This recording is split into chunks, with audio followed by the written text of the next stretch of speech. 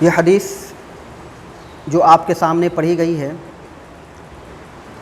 اس کے اندر میں اس بات کا ذکر ہے کہ جمعہ کی نماز کے بعد کتنی رکعت پڑھنی چاہیے۔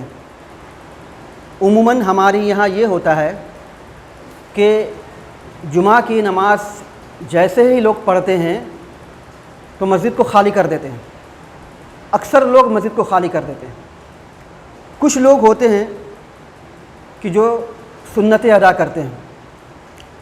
اب کتنی سنت ادا کرنی چاہیے، اس سلسلے میں حدیث دیکھیے کہ نبی کریم صلی اللہ علیہ وسلم جمعہ کے بعد 2 رکعت سنت پڑھا کرتے تھے۔ یہ ترمذی کی 521 نمبر کی صحیح درجے کی روایت ہے کہ اللہ کے رسول صلی اللہ علیہ وسلم جمعہ کے بعد 2 رکعت سنت پڑھا کرتے تھے۔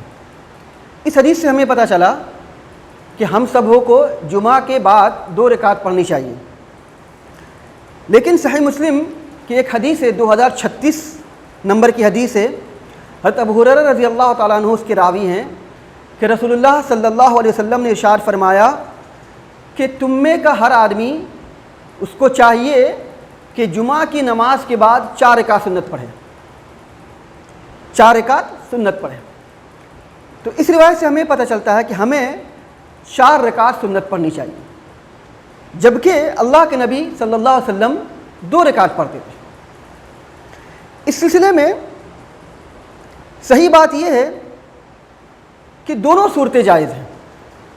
بعض علماء نے یہ کہا ہے، اس حدیث کے جو راوی ہیں، جو صحیح مسلم کی جو روایت ہے، اس حدیث میں ایک راوی ہے سہیل، انہوں نے اس بات کی تطبیق دی ہے کہ 2 رکعت آپ گھر پہ پڑھیے اور 2 رکعت جا کر کے پہلے 2 رکعت مسجد میں پڑھیے، اس کے بعد 2 رکعت گھر میں جا کر کے پڑھیے، یہ 4 رکعت ہوتی۔ تو اس طرح سے تطبیق یہ ہو جاتی ہے کہ ہم لوگوں کو چاہیے کہ جمعہ کے نماز کے بعد 4 رکعت پڑھیں، 4 رکعت پڑھیں۔ اور اس کے علاوہ اللہ کے نبی صلی اللہ علیہ وسلم نے جو 2 رکعت مسجد میں ادا کی ہے، تو اس سے یہ پتہ چلتا ہے کہ اگر 2 آدمی 4 رکعت ادا کرنا چاہے تو یہ بھی کر سکتا ہے کہ 2 رکعت مسجد میں ادا کرے اور 2 رکعت گھر میں جا کر کے ادا کرے۔ یا آپ کو یہ بھی بتلایا جا چکا ہے کہ 4 رکعت مسجد میں ہی ادا کرے، یا اگر کسی کو جلدی ہے تو وہ 2 رکعت بھی ادا کر سکتا ہے۔ یہ ساری صورتیں جائز ہیں، 2 رکعت بھی اور 4 رکعت بھی، 2 رکعت مسجد میں، پھر 2 رکعت گھر میں، یا پھر 2 رکعت یا 4 رکعت پورا کا پورا مسجد میں۔ بعض حدیث کے اندر میں یہ بھی ذکر ہے، روایت میں یہ بھی آتا ہے کہ 6 رکعت پڑھنی چاہیے۔ اس روایت کی کوئی حقیقت نہیں ہے، کوئی اصل نہیں ہے، لہذا 6 رکعت نہیں پڑھنا چاہیے بلکہ صرف 4 رکعت پڑھنی چاہیے۔ اب 4 رکعت اگر ہم پڑھیں گے تو کس طریقے سے پڑھیں گے؟ کیا 4 رکعت کو ایک ہی سلام سے پڑھیں گے یا 2 سلام سے پڑھیں گے؟ تو اس روایت اس سلسلے میں بات صحیح یہ ہے کہ 4 رکعت کو 2 سلام سے پڑھیں گے، یعنی 2 رکعت کر کے پڑھیں گے، جیسا کہ صحیح بخاری صحیح مسلم وغیرہ کی روایت میں ہے۔ اللہ کے رسول صلی اللہ علیہ وسلم ارشاد فرماتے ہیں، صلاۃ اللیل والنہار مثنی مثنی، کہ رات اور دن کی نماز 2 رکعت کر کے ہے۔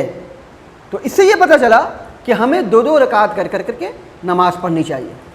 تو اس طریقے سے ہمیں چاہیے کہ ہم جمعہ کی فرض نماز کے بعد فوراً ہی مسجد کو خالی نہ کر دیں، بلکہ اللہ کے رسول صلی اللہ علیہ وسلم کی سنت کو اپناتے ہوئے 4 رکعت مسجد میں ادا کریں، یا 2 رکعت مسجد میں ادا کریں، 2 رکعت گھر میں جا کر کے ادا کریں۔ اس سلسلے میں ایک بات یہ بھی سمجھ لیجئے کہ اگر ہم اور آپ سنت ادا کریں گے تو سنت ادا کرنے کے لیے جگہ کو تبدیل کرنا ضروری ہے۔ جیسا کہ اللہ کے نبی صلی اللہ علیہ وسلم نے ایک صحابی کو کہا کہ اپنی جگہ کو تبدیل کر دو۔ دیکھا کہ ایک صحابی جس جگہ انہوں نے فرض نماز پڑھی جمعہ کی، اور فرض نماز کے بعد اسی جگہ کھڑے ہوئے، اور کھڑے ہو کر کے جیسے ہی سنت ادا کرنے والے تھے، اللہ کے نبی صلی اللہ علیہ وسلم نے ان کو منع کر دیا اور کہا کہ اس جگہ کو تبدیل کر کے جا کر کے دوسری جگہ سنت ادا کرو۔ یہاں تک کہ صحیح ابن حبان کی روایت میں ہے کہ امام کو بھی اس بات کا حکم دیا گیا ہے کہ وہ بھی اپنی جگہ کو تبدیل کر کے دوسری جگہ جا کر کے سنت کو ادا کرے۔ تو ہمیں چاہیے کہ سنت کو ادا کرنے کے لیے جگہ کو تبدیل کر لیں بلکہ ایک روایت میں یہ بھی ہے کہ جمعہ کی فرض نماز کے بعد اپنے سامنے والے ساتھی سے کچھ گفتگو کر لیں، کچھ بات کر لیں، الیک شلیک کر لیں، حال اور احوال